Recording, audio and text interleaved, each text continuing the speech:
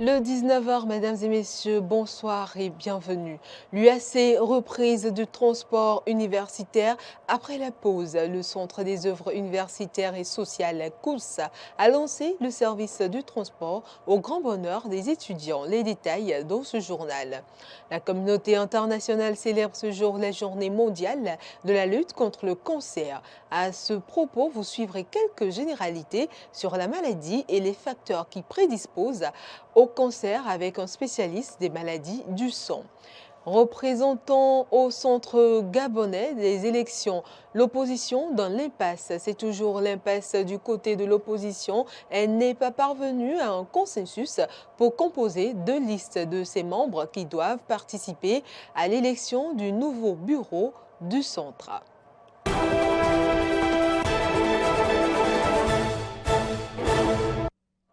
À nouveau, bonsoir. Les bus universitaires ont repris les services de transport depuis le mercredi 25 janvier 2023 pour le compte de l'année universitaire en cours. Une reprise qui vient enfin soulager les peines des étudiants usagers du transport universitaire, même si des difficultés sont à noter. Le constat fait, c'est à travers ce reportage de Carnot François Rumbedirinto. C'est à travers un communiqué que la direction du Centre des œuvres universitaires sociales d'Abomey-Calavi COULS AC a informé les étudiants que les bus universitaires vont reprendre les services de transport à partir du mercredi 25 janvier 2023. Une reprise qui est totalement effective selon Léopold Gaoumende, directeur adjoint du COULS AC. Donc, le transport a démarré, mais comme vous le savez, ça c'est des matériels roulants. On ne peut pas prévoir les pannes. Mais ce qui est important, c'est comment on fait pour pouvoir être vraiment à la hauteur de ces pannes. Donc on a pris les dispositions pour qu'au fur et à mesure que les pannes vont survenir, on puisse les résorber. Et chaque année, on essaie de faire un recyclage au personnel pour que le personnel soit à même véritablement d'accompagner les étudiants et de faire en sorte que les étudiants ne ratent pas les cours du côté académique. Ce jeudi 2 février, au niveau de l'arrêt bus à l'UAC, le constat est réel. Les étudiants usagers du transport universitaire voient leur peine soulagée. Oui, tout se passe très bien et que on rend grâce à Dieu. Ça me permet de se déplacer pour vite rentrer. Bon, moi, personnellement, je fais une réservation, donc à bord du bus, je peux dire que je suis, comment je vais dire, déjà je suis à l'aise, un peu à l'aise. Oui, je suis satisfaite parce que je suis en sécurité. Je sais que je reviendrai du campus jusqu'à la maison sain et sauf. Pour cette année universitaire, leurs heures de voyage n'ont pas été modifiées. 6 lignes sont disponibles pour 6 voyages à raison de 3 dans la matinée, 6h30, 7h45, 9h10 et 3 dans l'après-midi, 13h, 16h et 19h. 7. Les étudiants se réjouissent de la reprise du transport universitaire, mais ils préviennent sur les difficultés quotidiennes et profitent pour lancer un appel. Des fois, le bus s'arrête à cause des pannes et nous sommes obligés de marcher des fois, vous voyez. Sinon, bon, nous rencontrons un peu de soucis au niveau des bus, puisque les bus sont vieux. Donc, au moins, il y a des soucis de panne, mais pas réguliers. C'est pas régulier, mais nous rencontrons au moins ce souci. C'est toujours le même truc. Par exemple, l'année passée, il y a un bus de la ligne 2 qui avait eu un problème. On a poussé le bus. Nous, les étudiants, avaient poussé le bus de Redonneau à Codomain. Actuellement, nous avons 6 lignes. Donc, nous avons normalement un bus pour ligne et pour chaque ligne. Maintenant, si éventuellement, l'État peut nous aider aussi à en avoir plus que ça, nous sommes partants pour prendre. Puisque l'état des bus, sans vous mentir, vraiment, ces bus sont vieux. Bon, cette année, je pense qu'ils ont un peu amélioré les bus, mais quand même, il faut l'aide aussi de l'État. Parce que chaque fois qu'on est sur la route, le bus a de panne, le chauffeur doit garer d'abord et on doit faire truc là, on doit réparer d'abord le bus avant qu'on aille à la maison. Mais c'est pas commode quand même. Il faut préciser que pour bénéficier de ce service, les étudiants sont priés de se munir de leur ticket bus disponible au guichet sur le campus au prix de 100 francs et de leur carte d'étudiant pour les anciens ou de leur carte d'identité nationale ou de leur relevé ou attestation du baccalauréat pour les nouveaux étudiants. À présent, à travers un communiqué, le ministre du Cadre de vie et du Développement durable, José Toneto, informe que la portion de domaine public maritime et la bande allant de Carrefour Togban à Adokon doivent être libérés à compter du lundi 6 février 2023. C'est dans le cadre des travaux d'aménagement urbain de Togban et de la plage de Fidjrosé. Selon le ministre José Toneto, les occupants concernés sont les promoteurs de bars et les groupements de pêcheurs réinstallés et ils avaient déjà bénéficié d'un moratoire de 3 mois qui est arrivé à échéance. Le ministre du Cadre de vie compte sur la collaboration et le sens patriotique de chacun pour le bon démarrage des travaux. La communauté internationale a célébré la journée mondiale de lutte contre le cancer. Quelques généralités sur la maladie et les facteurs qui prédisposent au cancer vous sont proposées. Suivez ici les explications du docteur Romaric Massy, hermatologue spécialiste des maladies du sang, sur les symptômes de la maladie. Nous avons plusieurs types de cancers de sang. Nous avons des cancers de sang, mais vraiment foudroyants, comme la leucémie aiguë, qui est une maladie, mais vraiment une maladie foudroyante. Et la leucémie aiguë peut exister sous 2 formes, la leucémie aiguë lymphoblastique et la leucémie aiguë myéloblastique. Nous avons également ce que nous appelons les lymphomes. Ce sont des cancers qui sont développés plutôt aux dépens de cellules un peu plus matures, que nous appelons les lymphocytes. Nous avons ce que nous appelons le myélomultiple, qui est un cancer potentiellement du sang, mais qui ronge les os et qui va donner beaucoup de douleurs au niveau des os. Maintenant, en ce qui concerne les manifestations, alors, je vais partir des plus fréquents. Lorsque vous parlez de cancer, vous avez une multiplication anarchique des cellules. Et lorsqu'on prend par exemple la leucémie aiguë, c'est au sein de l'usine qui doit fabriquer les cellules du sang qu'une cellule va devenir folle et va se multiplier de façon anarchique, à une très grande vitesse. Et donc, les cellules cancéreuses vont boucher l'usine. Du coup, l'usine n'est plus en mesure de produire correctement les cellules du sang. Or, chaque cellule du sang a un rôle bien précis. Les globules rouges, par exemple, ont pour rôle de transporter l'oxygène. Donc, une personne qui souffre d'un cancer du sang, notamment d'une leucémie aiguë, va avoir l'anémie qui va se manifester par la pâleur. Donc, il va devenir pâle, il va devenir de plus en plus fatigué. Quand il monte les escaliers, il est essoufflé, donc il est anémié. Deuxième groupe de signes, c'est les signes liés aux globules blancs. Lorsque l'organisme n'arrive plus à produire suffisamment de globules blancs compétents, le système immunitaire de ce sujet va être fragile. Donc, les infections vont venir à répétition et donc cette personne va présenter une fièvre inexpliquée et qui va perdurer dans le temps. Troisième groupe de signes, c'est les signes hémorragiques. Parce que le troisième type de cellules qu'il y a dans le sang, c'est les plaquettes. Et les plaquettes ont pour rôle d'arrêter les saignements. Lorsqu'on se blesse, les plaquettes doivent arrêter les saignements. Et donc, si l'organisme n'arrive plus à produire correctement les plaquettes, le sujet va être exposé à faire des hémorragies. Donc, saigner dans le nez, saigner lorsqu'on se brosse les dents, saigner dans les urines, avoir du sang dans les selles. On peut saigner de partout, même sur la peau, on peut saigner. Il y a d'autres signes qui vont encore mieux nous orienter. C'est l'apparition des ganglions. Vous avez quelques ganglions qui peuvent apparaître notamment au niveau du cou, notamment au niveau des aisselles, et qui vont augmenter en nombre et en taille assez rapidement. Et là, ça doit attirer notre attention. Un ganglion qui perdure dans le temps, qui augmente de volume et qui se multiplie, ce n'est pas toujours un signe d'infection, c'est peut-être un signe de cancer. Parfois, lorsque vous voyez correctement la personne, vous regardez dans son ventre, du côté gauche, vous avez une structure qu'on appelle la rate, qu'on ne devrait pas retrouver normalement, mais qui, à cause du cancer, va sortir de ses loges. Et donc, vous allez avoir une grosse rate. Dans certaines régions, ils appellent ça gbagba. Et on fait des scarifications à ne pas en finir. C'est peut-être un signe authentique en rapport avec un cancer.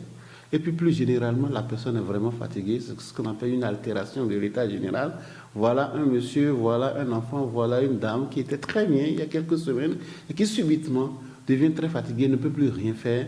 Donc altération de l'état général. Parfois également on a des douleurs osseuses, des douleurs articulaires qui vont faire très mal et parfois vont prêter à confusion, surtout chez les enfants, avec les cris de drépanocytose, alors qu'il ne s'agit pas du tout de cris de drépanocytose. À présent, la ministre des Affaires sociales et de la microfinance a procédé jeudi à Cotonou au lancement officiel de la plateforme web de gestion des centres d'accueil et de protection des enfants. Objectif, rendre ces centres conformes aux normes et standards et permettre au ministère de mieux les suivre.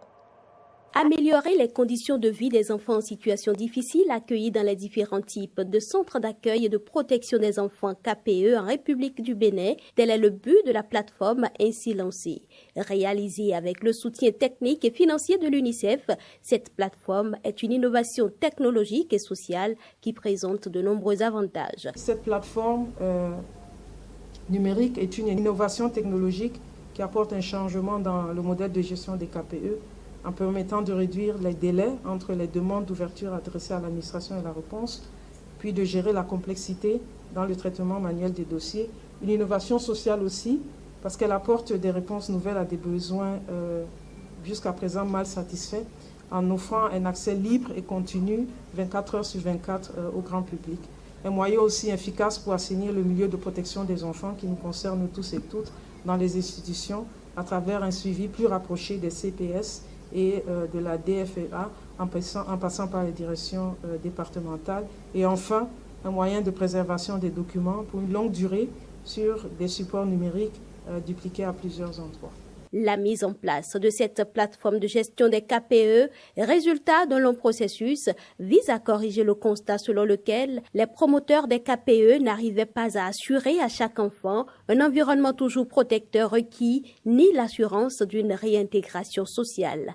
La mise en place et le lancement de cette plateforme web répond à un diagnostic pluriel. Il fera conjuguer au passé les multiples plaintes des promoteurs concernant le manque d'appui de la part de l'État, la durée du processus, les pertes de dossiers, etc., il permettra aux promoteurs et aux gestionnaires des KPE de pouvoir s'inscrire en sécurité pour obtenir leur autorisation d'ouverture, de tenir le pari des 2 sessions annuelles du comité qui a la charge de l'étude des dossiers, d'assurer une meilleure qualité de cette opération en même temps que la qualité des prestations et services aux enfants.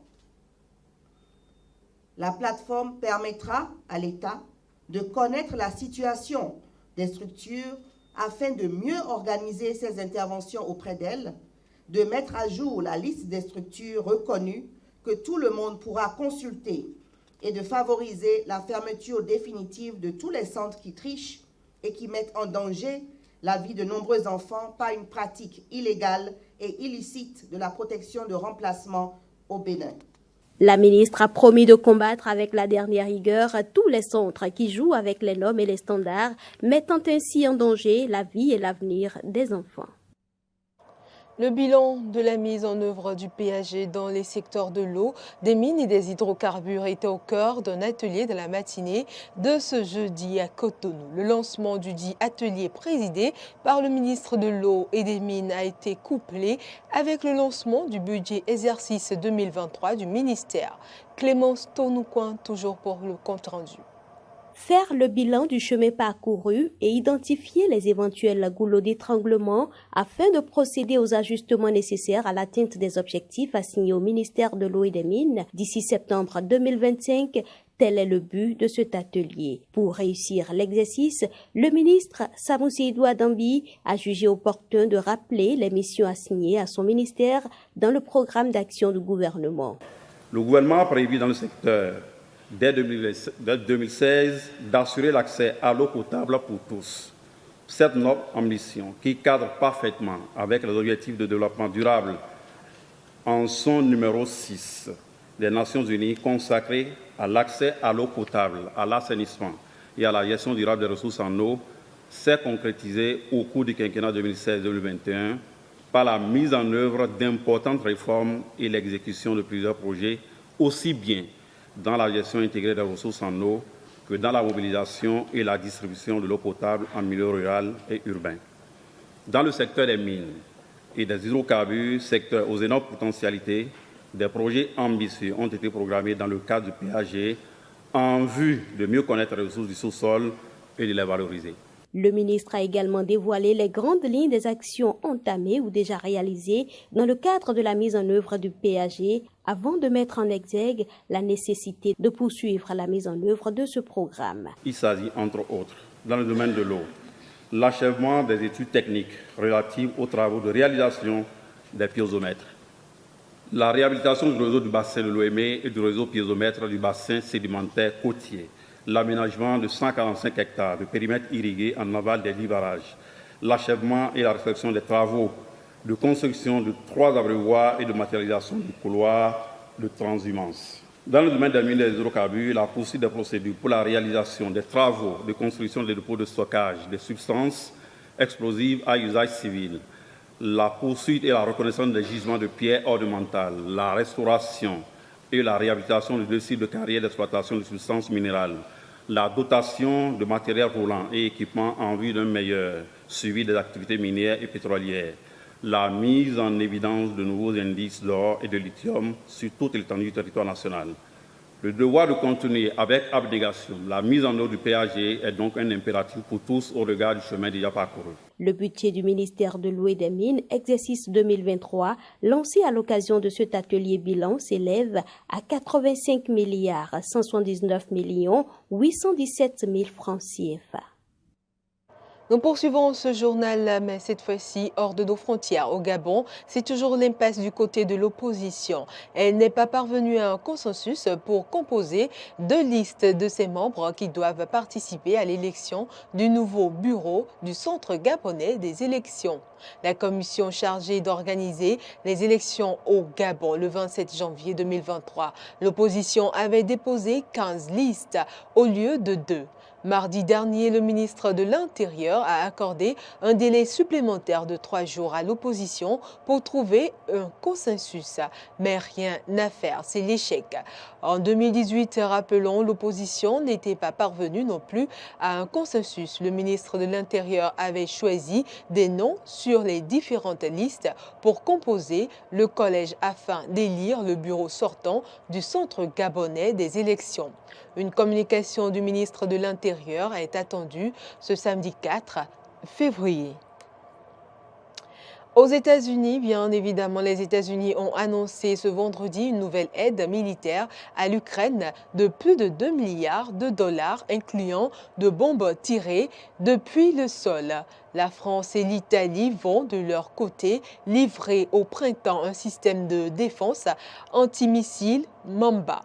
Les forces ukrainiennes pourraient bientôt disposer d'une panoplie encore plus large de véhicules blindés allemands. Ainsi se referme cette édition, mesdames et messieurs.